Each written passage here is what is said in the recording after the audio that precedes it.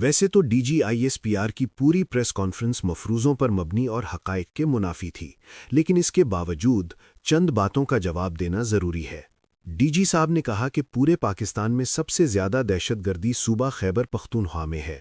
तो इस पर पहला सवाल यह है कि 2002 से फ़ौज मुस्तकिल तौर पर जनूबी वज़ीरिस्तान में मौजूद है। पूरे वज़ीरिस्तान को अमली तौर पर एक फ़ौजी छावनी में तब्दील कर दिया गया है। अगर इस कदर तवील और हमागीर फ़ौजी मौजूदगी के बावजूद दहशतगर्दी के वाक़यात हो रहे हैं, तो फिर इसकी ज़िम्मेदारी किस पर आयद होती है? फिर कहा गया कि दहशतगर्द अफ़गानिस्तान से आते हैं, तो सवाल ये है कि बॉर्डर पर मौजूद फ़ौज क्या कर रही है? अगर सरहद पार से दहशतगर्द दाखिल हो रहे हैं, तो ये किसकी नाकामी है? सरहद की निगरानी, कंट्रोल और दरअंदाज़ी रोकना किसके दायरा इख्तियार में आता है? इसके बाद DG साहब ने ये दावा किया कि ईरानी तेल की स्मगलिंग से कमाए गए पैसे दहशतगर्दी में इस्तेमाल होते हैं। तो यहाँ भी सवाल वही है।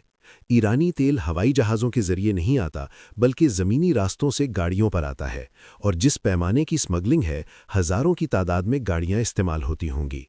तो सवाल ये है कि अगर बॉर्डर पर मौजूद फोर्सेस इसमें शरीक नहीं, तो फिर ये गाड़ियाँ पाकिस्तान में दाखिल कैसे हो रही हैं? क्या ये मुमकिन है कि इतनी बड़ी स्मगलिंग फौजी निगरानी के बगैर हो रही हो?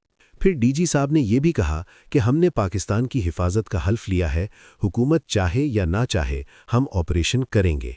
तो DG साहब, हल्फ तो सियासत में मुदाखलत ना करने का भी लिया गया था, लेकिन हकीकत यह है कि 78 साल से फ़ौज बराह रास्त या बालवास्ता सियासत में मुदाखलत करती आ रही है, मार्शल लॉ लगा की आ रही है। आर्टिकल 245 की तशरीह ये नहीं कि आप किसी सूबे को बाईपास करके उसका कंट्रोल संभालने की खुली इजाज़त हासिल कर लें।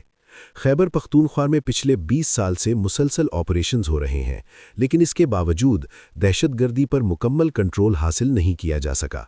इस दौरान कई आर्मी चीफ आए, कमांड बदली, हिकमत अमली बदली, लेकिन दहशतगर्दी ख़त्म नहीं हुई। तो अब सवाल ये है कि ऐसा कौन सा नया जादू होने जा रहा है कि इस बार ऑपरेशन कामयाब हो जाएगा? अगर पिछले ऑपरेशन नाकाम थे, तो उनकी नाकामी की जिम्मेदारी किसने कबूल की? और अगर पिछले ऑपरेशन कामयाब थे, तो फिर नए ऑपरेशन की ज़रूरत क्यों पेश आ रही है? सवाल बहुत है, मगर जवाब नादार।